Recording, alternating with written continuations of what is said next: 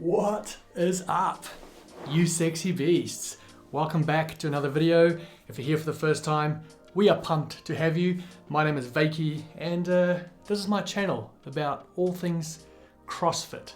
I have been back out of quarantine, back home for exactly a week tonight, a week tomorrow. Anyway, it feels good. I feel like I'm back into the swing of things, and if you know me, you know that I can't leave things the same for very long, and so I had to change my office once again, put those panels up, and yeah, this is going to be the new look for a while, so I hope that you like it. I'm not changing it again for a while. Hey, just before we get into the video, we are chasing that 10,000 subscriber mark, so if you watch the video and you enjoy it, just do me a favor and just brush up. Just brush up against that little subscribe button. Maybe leave me a like and a comment. It helps the algorithm, it helps me, it helps us as a tribe. So I do really appreciate that. And you know, often you watch videos, you see them come up and you watch them and you don't even realize that you're actually not subscribed. So that would go a long way in helping me if you would do that.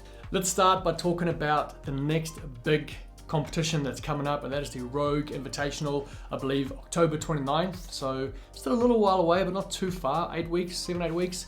And Rogue is one of those companies who they do things well. Whether it's their equipment or their events, whatever they do it to such a high standard. And once again, they've lifted the bar within our sport. If you follow the Morning Chalk Up, you would have seen this announcement that Rogue is actually going to be helping the athletes with their travel cost and also their hotel accommodation. So they are giving $1,000 to all the North American athletes and $2,000 for athletes outside of North America to help with their travel cost and 5 nights of hotel accommodation. So it's just such a cool thing to see companies like this think ahead, set the bar for CrossFit and also all the other events that run throughout the year. I really hope that this is just the first of many things to come when it comes to looking after our athletes and professionalizing our sport. So I saw that and I thought, go Rogue, good on ya. I was going through the Rogue Invitational website to kind of figure out how do they choose their 20 male and 20 female athletes.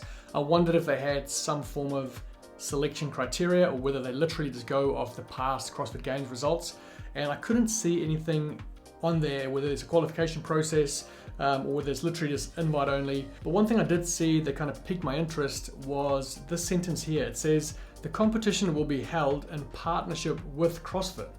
So I'm not sure if that is, that is on the 2021 Rogue Invitational About page.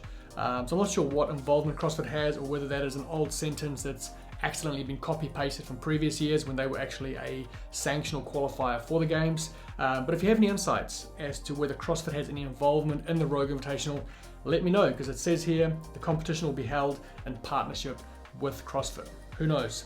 Let's look at the athletes. So there have been some confirmed athletes. On the men's side, we have Justin Medeiros, Vellner, BKG, Scott, Saxon Panchik, sorry, not Scott, Jonakowski, Malheros, Vigno, Laza Dukic, Travis Mayer, Jeffrey Adler, Cole Sager, and Andre Hodet. Names, eh?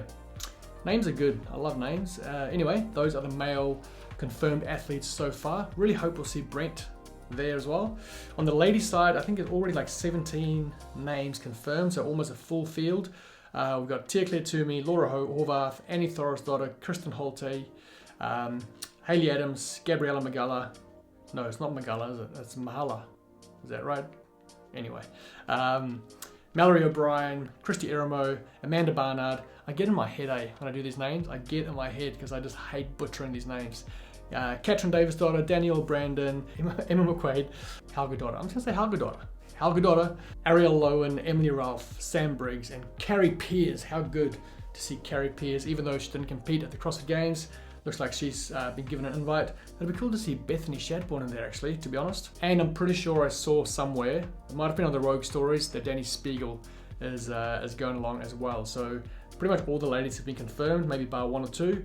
On the men's side, there's still a bit of room there. 9, 10, 11, 12. Only 12 men have been confirmed according to the website. So there is still 8 spots to be filled. So if you have any insights as to whether CrossFit has any involvement in the Rogue Invitational, are there any names that is not yet on the website that you know have been confirmed, drop it down in the comments, update us all, enlighten us and let us know.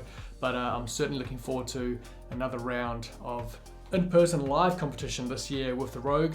Last year they ran a great show online, but I certainly am looking forward to seeing it live in person and also in an outdoor stadium. It's gonna be cool. Then the CrossFit Games released their second episode of Miles to Madison. It's basically every episode follows 2 or 3 athletes as they make their way to the 2021 CrossFit Games. Obviously the games, it's done and dusted, but it's still really nice to kind of, in hindsight, watch it back, knowing what happened at the games. It's nice to see the lead up and kind of what the athletes were thinking and doing leading up to the games, now knowing the results. And watching this last one, they were following Mallory O'Brien and her coach. And it's pretty special, the work she puts in and the relationship she has with her coach. I highly recommend you go and watch it. But one thing that came up in the Miles to Madison episode, the latest one, is Mr. Dave Castro talking about the live open announcements and how in the last couple of years he kind of got pushed out of that role. There wasn't any live announcements as such. And even though he was ready to call it quits, call it a day on the live announcements, he wanted to do it on his own terms. And so it sounds like this past year, 2021's live open announcements, it sounds like that was the end of the Dave Castro open announcements. Watch this short clip of Dave talking about that. The way it all went down last time, the way that I left that, I was just kind of forced out of doing announcements. I didn't like. The truth is I was ready to be done then, but I was ready to stop doing announcements, but I didn't get to go out on my own terms. So these 3 weeks will be on my own terms, and then I'm out. Everyone doesn't know that yet, but that's my plan. Now, to me, that means that there must be a new person that's going to be announcing the open workouts. And I want to make a suggestion. I want to throw a name out there, and I want you guys in the comments to tell me who you think should do it. But I think they should fly the one and only Mr. Sam Cornforth from UK. They should fly Sam over to do these announcements and give him free reign, free creative reign as to how he does the announcements. I reckon that'll be just the bomb. If you have no idea who I'm talking about, do yourself a favor, just pause the video for a second, flick over to Instagram and just look up Sam Cornforth and go and look at a few of his videos. I'm sure you'll thank me later. And then just this past weekend, we had the Butchers Classic Pairs competition in Denmark. Was it Denmark? Copenhagen, same place, right? Anyway. And my buddies Khan Porter and James Newbury were there competing together as a pair, and I was like, they've got it in the bag, surely they're gonna win this thing. They ended up 4th. It turns out the competition out there was stiff. And also, I guess when it comes to a pairs comp, you can't be making predictions based on how good an individual is.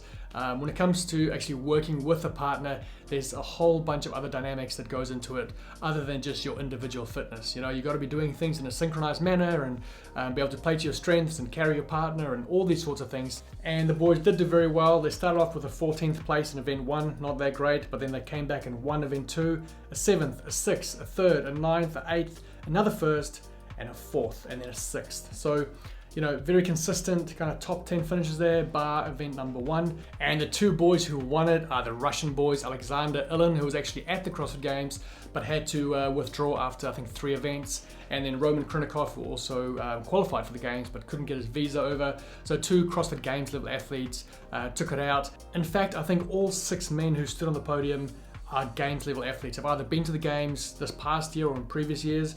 And same on the ladies side, the ladies who won that both competed in the teams division at the Games this year. So some great quality competitors at the Butchers Classic, and it looked like it was a really well-run comp. So it's really cool to see that there are some really high quality, well-run competitions for athletes around the world, and we need more of it, right? We need more of these competitions that are giving athletes opportunities to compete, earn a bit of money, and build themselves a profile. So tribe, that is it for today's video. Just wanted to check in, say hi, show off the new space. Man, it feels good. It feels good to be back in the office, and I look forward to bringing you a bunch more videos from this very seat. Side note, I'm absolutely loving the HWPO, the hard work pays off programming. It is legit. It is a lot of bang for your buck. The amount of components that Matt's programming every day is ridiculous. Like, it's more than what I can get done. But the nice thing is you can do the core part of the session and then pick and choose some of the additional extras. So I highly recommend, if you don't follow a program currently, if you're training from home, check out the hard work pays off programming. They're not paying me to say that.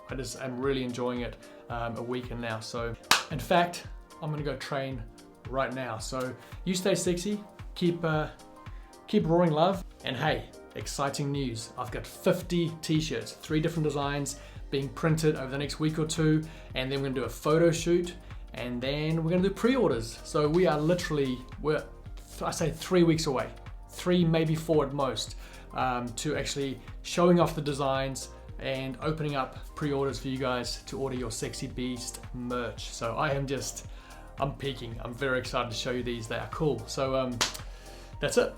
Catch you later. Have a great night, morning, wherever you are. Love you. Bye.